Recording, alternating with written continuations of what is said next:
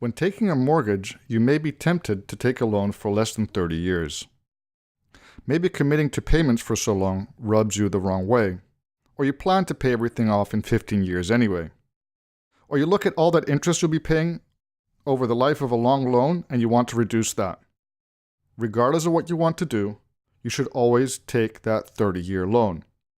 You can enjoy the advantages of paying the loan off on a shorter schedule without suffering the disadvantages.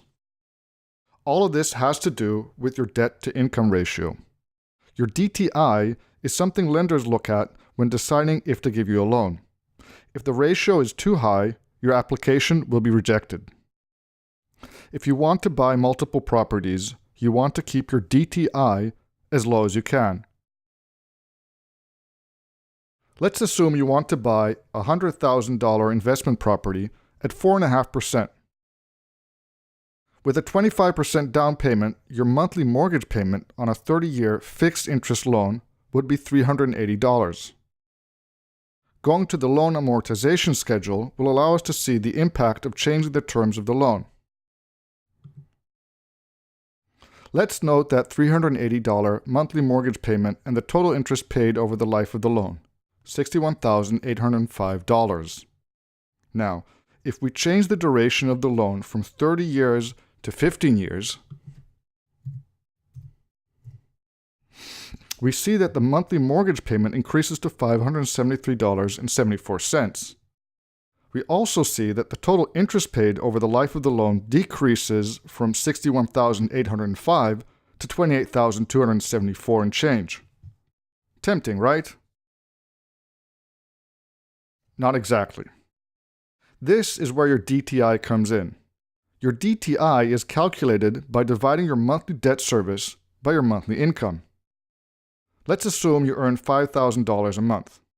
Paying a $380 mortgage would make your DTI 7.6%, and paying a $574 mortgage would make your DTI 11.5%.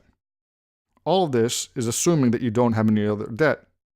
So to be more realistic, let's add $300 in credit card payments, $100 in home insurance, $250 student loan payments, and a $200 car loan. Now your DTI with a 30-year loan comes out to 24.6%, and your DTI with a 15-year loan comes out to 28.5%. That 4% difference doesn't seem like much, and it may not make a difference in getting that first loan approved.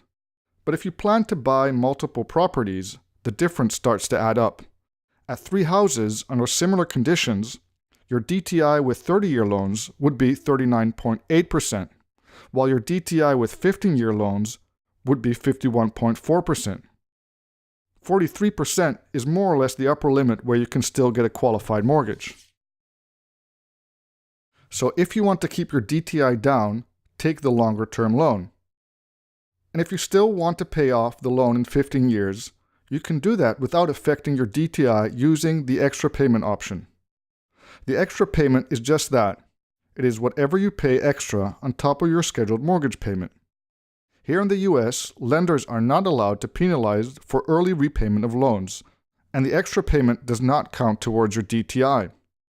Let's see what happens when we raise the total monthly payment on our 30-year loan to the level of the payment on our 15-year loan using the extra payment option.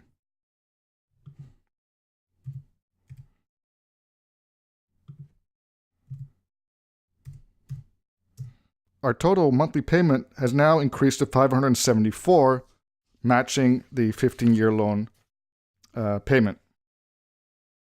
Notice that our monthly interest payment has not increased.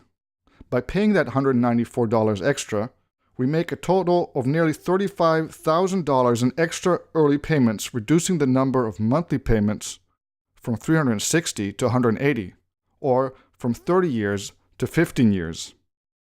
You may also notice that the total interest paid has been reduced to comparable levels with an upfront 15-year loan.